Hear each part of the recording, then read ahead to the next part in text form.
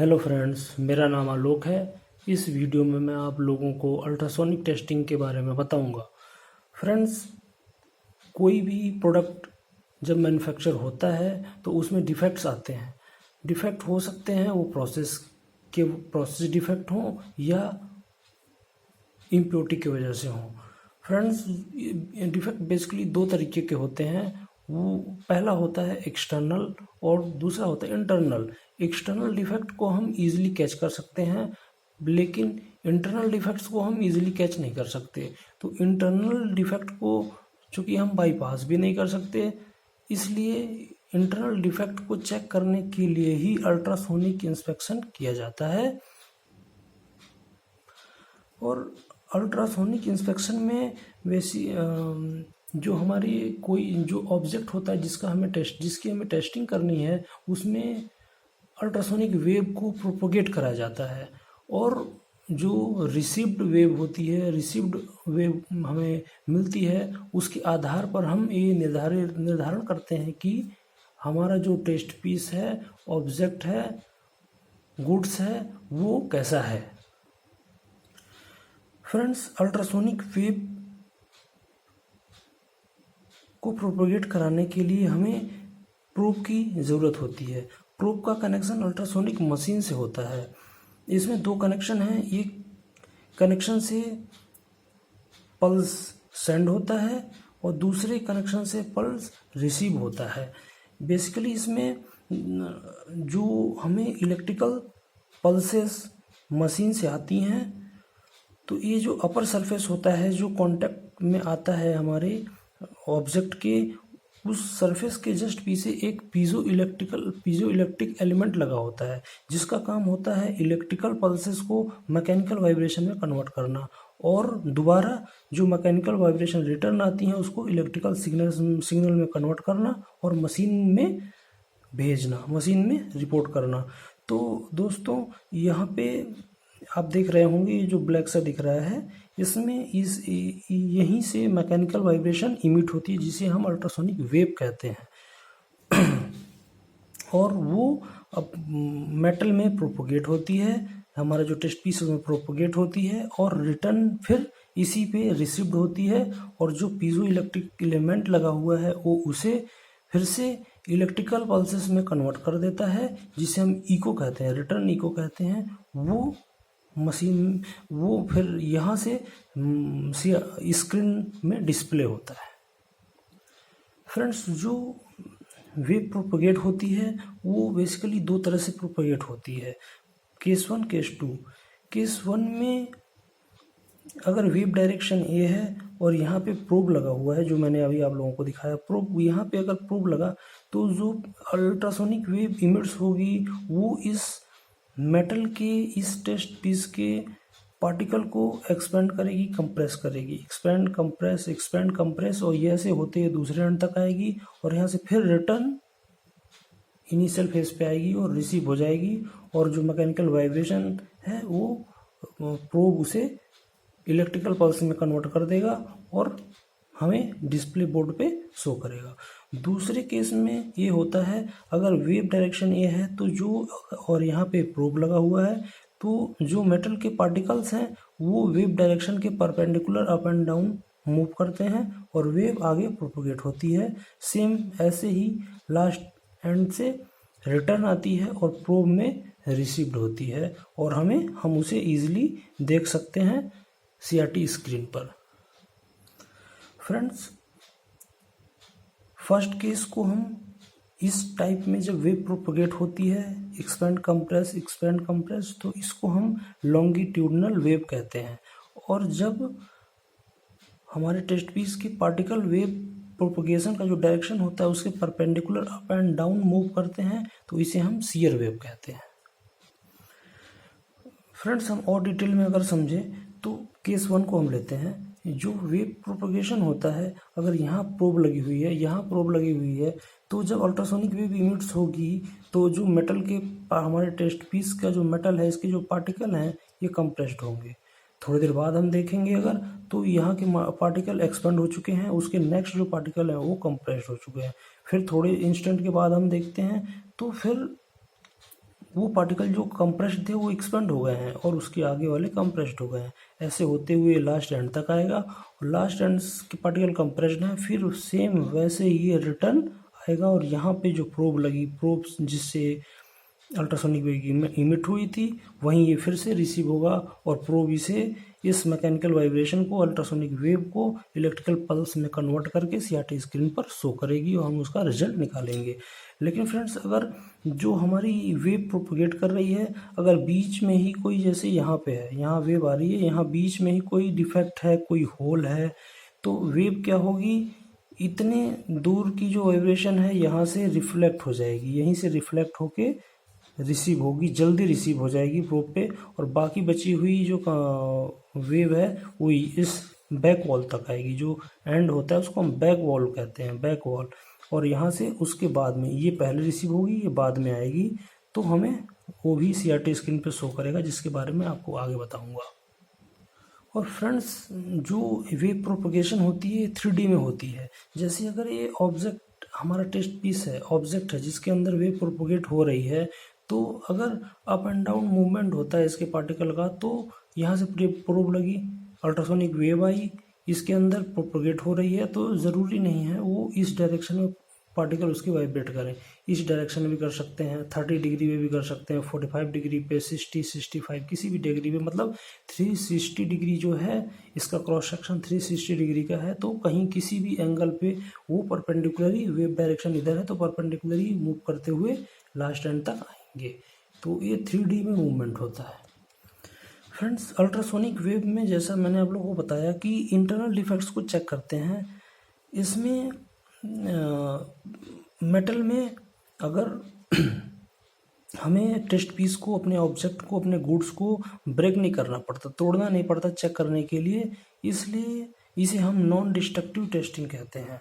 Ultrasonic inspection को non destructive testing कहते हैं। और हम अल्ट्रासोनिक टेस्टिंग से किसी भी मेटल के थिकनेस को भी जान सकते हैं।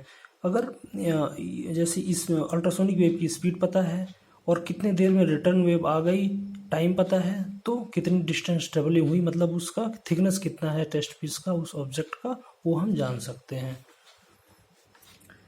What are ultrasonic wave? Ultrasonic wave क्या होती है? ये एक बहुत हाई फ्रिक्वेंसी वेव होती है, साउंड वेव होती है, जिसकी फ्रिक्वेंसी जो ह्यूमन हियरिंग लेवल है उससे बहुत ऊपर होती है, जिसे हम सुन नहीं सकते, इसलिए इसे हम अल्ट्रासोनिक वेव कहते हैं। जैसे फ्रेंड, अगर हम स्पेक्ट्रम ऑफ साउंड वेव देखें तो इसे हम 3 भागों में बांट सकते हैं। एक होता है इनिशियल से 20 हर्ट्ज तक, दूसरा है 20 हर्ट्ज से ऊपर और 20,000 हर्ट्ज से नीचे, और तीसरा होगा 20,000 हर्ट्ज से अबव। फ्रेंड्स, पहले केस में क्या होता है, 0 से 20 हर्ट्ज तक फ्रीक्वेंसी होती है वेव की, जो हमें सुनाई नहीं देती। जैसे अर्थ के आता है वो हमें सुनाई नहीं देता, फील होता है, क्योंकि उसकी फ्रीक्वेंसी क्या है, 20 हर्ट्ज से बिलो है, जो हम नहीं सुनते। और जो ह्यूमन हियरिंग रेंज होता है वो 20 हर्ट्ज से ऊपर और 20,000 से हर्ट्ज से नीचे जो फ्रीक्वेंसी होगी उस वेव की, साउंड वेव की, उसकी फ्रीक्वेंसी 20 हर्ट्ज से ऊपर और 20,000 हर्ट्ज से बीच में होगी, जिसे हम स्पीच कहते हैं। कोई भी हम म्यूजिक सुनते हैं उसकी जो फ्रीक्वेंसी है वो 20 हर्ट्ज से 20,000 हर्ट्ज के बीच में है। और वहीं जब उसकी फ्रीक्वेंसी 20,000 हर्ट्ज से अबव जाएगी तो उसे हम ह्यूमन हियरिंग लेवल से ऊपर हो जाएगी, उसे हम सुन नहीं सकते, तब उसे हम अल्ट्रासोनिक वेव कहते हैं। मीन्स जो फ्रीक्वेंसी है इसका मतलब ये है जो 0 से 20 हर्ट्ज तक है, मीन्स जैसे हम सुनते हैं कि तीन तीव्रता का अर्थ भूकंप आया, मतलब इसका यह है कि 1 सेकंड में 3 बार कंपन हुआ, या 5 तीव्रता का भूकंप आया, मतलब 1 सेकंड में 5 बार कंपन हुआ। तो फ्रीक्वेंसी का मतलब यह है कि 1 सेकंड में कितने वाइब्रेशन हो रहे हैं, कितनी साइकिल कंप्लीट हो रही है। फ्रेंड्स, इसको ऐसे भी समझ सकते हैं, इंफ्रासोनिक वेव को ही लेते हैं हम। टाइम पीरियड यहाँ से यहाँ तक का 1 सेकंड है और इसमें 2 साइकिल कंप्लीट हो रही है, यहाँ से यहाँ तक 1 साइकिल, फिर यहाँ से यहाँ तक दूसरी साइकिल, मीन्स 1 सेकंड में 2 साइकिल, मतलब इसकी फ्रीक्वेंसी 2 हर्ट्ज हो गई। वहीं अगर यहाँ से यहाँ तक का टाइम 1 सेकंड लेते हैं और साइकिल 1, 2, 3 एंड 20 तक, मीन्स इसमें 1 सेकंड में 20 साइकिल कंप्लीट हुई इस वेव में, तो इसकी फ्रिक्वेंसी हो गई 20 हर्ट्ज। और जो अर्थक्वेक आती है इसी के बीच में आती है। ऐसे ही ऑडिएबल वेव है, यानी उसमें 1 सेकंड में 20 हर्ट्ज से ज़्यादा और 20,000 हर्ट्ज से कम साइकिल कंप्लीट होगी वेव की।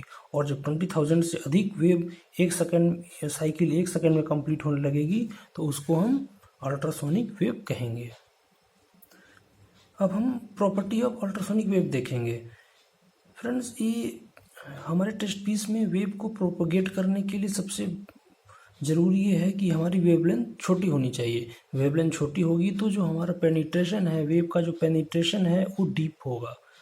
और दूसरा इसका प्रॉपर्टी होता है कि ये वैक्यूम में ट्रेवल नहीं करती, अल्ट्रासोनिक वेव वैक्यूम में ट्रेवल नहीं करेगी। और ये साउंड स्पीड से ट्रेवल करती है। और इसमें अल्ट्रासोनिक वेव जब किसी भी मेटल में, किसी भी ऑब्जेक्ट में ट्रेवल करती है तो इसमें एक फैक्टर आता है एटेन्युएशन।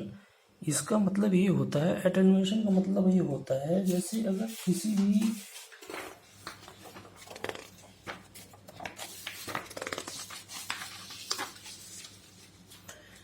भी पार्टिकल में, किसी भी ऑब्जेक्ट में जब वेव अगर इस डायरेक्शन में ट्रेवल कर रही है, ये हमारा कोई टेस्ट पीस है, कोई ऑब्जेक्ट है, कोई गुड्स है जिसे हमें टेस्टिंग करनी है मेटल, और यहाँ से अल्ट्रासोनिक वेव इस डायरेक्शन में मूव कर रही है। इसमें क्या होता है, रिफ्लेक्शन हो जाता है। जैसे लाइट का रिफ्लेक्शन होता है वैसे वेव का भी रिफ्लेक्शन होगा। वेव यहाँ जा रही है, इसका थोड़ा पार्टिकल इधर चला गया, थोड़ी वेव इधर चली गई, थोड़ी वेव इधर आ गई, तो इसकी इंटेंसिटी कम होती जाती है। वैसे ही जब रिटर्न आएगी उस टाइम में भी थोड़ी वेव डाइवर्ट हो गई, रिफ्लेक्ट हो गई, इम्प्योरिटी से रिफ्लेक्ट हो गई, क्रैक से या किसी भी वजह से रिफ्लेक्ट हो गई, तो वहाँ इंटेंसिटी का लॉस हो गया। तो अगर ये लॉस ये हुआ ये मान लें इंटेंसिटी का लॉस। और दूसरा क्या लॉस होता है, जब वेव ट्रेवल करती है तो इसके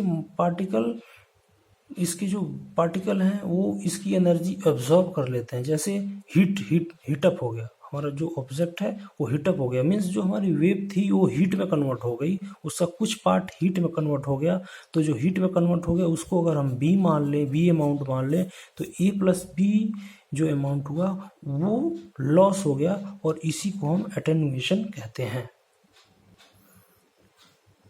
फ्रेंड्स, ये जो अल्ट्रासोनिक वेव होती है वो रिफ्लेक्ट होती है, मीन्स कोई भी इम्प्योरिटी आ गई, कोई क्रैक आ गया तो वहाँ से रिफ्लेक्ट होती है। लेकिन अगर वैक्यूम है तो वहाँ से बहुत स्ट्रांगली रिफ्लेक्ट होती है कंपेयर टू डिसकंटिन्यूटी या कोई इम्प्योरिटी। और अगर कोई होमोजीनियस मटेरियल है, ऑब्जेक्ट है, तो इसमें इसकी वेलोसिटी कांस्टेंट होती है। जैसे लाइट रिफ्लेक्ट और रिफ्रैक्ट होती है वैसे ही अल्ट्रासोनिक वेव भी रिफ्लेक्ट और रिफ्रैक्ट होती है। और इसकी जो वेलोसिटी होती है गैस में सबसे कम, उससे ज़्यादा लिक्विड में होती है अल्ट्रासोनिक की वेव की स्पीड, और उससे भी ज़्यादा सॉलिड में होती है। मीन्स जो अल्ट्रासोनिक वेव होती है वो सॉलिड में सबसे जल्दी ट्रेवल करती है, उसकी स्पीड ज़्यादा होती है। फ्रेंड्स, अब हम देखेंगे हाउ अल्ट्रासोनिक वेव वर्क कैसे करती है। तो अल्ट्रासोनिक वेव का काम होता है, जैसे मैंने आपको भी प्रोब दिखाया था, प्रोब के अपर सरफेस से अल्ट्रासोनिक वेव इमिट्स होती है और फिर रिसीव होती है। तो फ्रेंड्स, अल्ट्रासोनिक वेव जो पीजो इलेक्ट्रिक एलिमेंट लगा होता है प्रोब में, वहाँ से वो क्या करता है, हमारे इलेक्ट्रिकल पल्सेस को मैकेनिकल वाइब्रेशन में कन्वर्ट करता है और मैकेनिकल वाइब्रेशन को इलेक्ट्रिकल सिग्नल में कन्वर्ट कर देता है। तो अगर एक इलेक्ट्रिकल सिग्नल आया, उसको मैकेनिकल वाइब्रेशन में कन्वर्ट कर दिया, वो प्रोपोगेट करने लगा। उसके बाद फिर इलेक्ट्रिकल सिग्नल आया, उसको भी इलेक्ट्रिकल पल्स आई, उसको भी वो मैकेनिकल वाइब्रेशन में कन्वर्ट कर दिया। तो दो पल्सेस के बीच का जो टाइम होता है उसे PRF कहते हैं, पल्स रिपीटेशन फ्रीक्वेंसी। मीन्स दो पल्सेस के बीच का जो टाइम होता है उसको हम PRF कहते हैं। और अगर एग्जाम्पल के लिए हम देखें कि अगर किसी भी प्रोब में हम किसी भी सेटिंग में 250 हर्ट्ज सेट कर दिया, इसका मतलब यह है कि 1 सेकंड में 250 बार पल्सेस आ रही हैं और वो मैकेनिकल वाइब्रेशन में कन्वर्ट हो रही हैं, जिसे हम अल्ट्रासोनिक वेव कहते हैं। इसका मतलब ये हुआ कि दो पल्सेस के बीच का जो टाइम होता है वो इस कंडीशन में 1/250 यानी 0.004 सेकेंड होता है। मीन्स एक पल्स आई, उसके बाद पल्स आने में जो डिले टाइम होगा वो 0.004 सेकेंड होगा। वेटिंग टाइम मतलब दो पल्सेस के बीच का जो वेटिंग टाइम है इस कंडीशन में 250 हर्ट्ज फ्रीक्वेंसी सेट करने में 0.004 सेकेंड आएगा। PRF पल्स रिपीटेशन फ्रीक्वेंसी का आप लोग ध्यान रखना, ये मशीन सेटिंग में यूज होता है। PRF pulse repetition frequency. Friends, अब हम प्रोब के बारे में डीपली पढ़ना शुरू करेंगे। प्रोब क्या होता है, कितने टाइप का होता है, किस बेसिस पे प्रोब का डिसाइड करते हैं कि कौन सा प्रोब किस जगह यूज होगा। तो अब प्रोब के बारे में हम पूरा पढ़ेंगे। अल्ट्रासोनिक प्रोब हमारा जनरेट भी करता है और रिसीव भी करता है। मीन्स इलेक्ट्रिकल पल्सेस को जनरेट किया और मैकेनिकल वाइब्रेशन को रिसीव किया और उसे इलेक्ट्रिकल पल्स में कन्वर्ट कर दिया। और पल्स ये जो हमारा प्रोब होता है, प्रोब ये काफ़ी वाइड वैरायटी में आता है, जैसे साइज पे, शेप पे, फ्रीक्वेंसीज बेसिस पे आता है, लेकिन इसे बेसिकली हम फ्रीक्वेंसी बेसिस पे ही चूज करते हैं। फ्रेंड्स, जैसे ये प्रोब है, इसमें इनलेट आउटलेट मीन्स यहाँ से इलेक्ट्रिकल सिग्नल आएगी जो कि यहाँ पे पीजो इलेक्ट्रिक एलिमेंट लगाया हुआ है, वो इसे कन्वर्ट कर देगा मैकेनिकल वाइब्रेशन में। मेटल में हमारा प्रोपगेशन होगा, रिटर्न वेव आएगी, वो यहाँ फिर आएगी पीजो इलेक्ट्रिकल एलिमेंट पे, वो फिर से क्या करेगा, mechanical vibration means ultrasonic wave को इलेक्ट्रिकल पल्सेस में कन्वर्ट कर देगा और वो हमारे CRT ट्यूब पे, CRT स्क्रीन पे शो होगी, जिससे हम डिसाइड करेंगे कि हमें वो मेटल ओके कैटेगरी में है या NG कैटेगरी में है। और फ्रेंड्स, इसके आगे हम फिर नेक्स्ट वीडियो में पढ़ेंगे। अभी के लिए इतना ही। थैंक्स।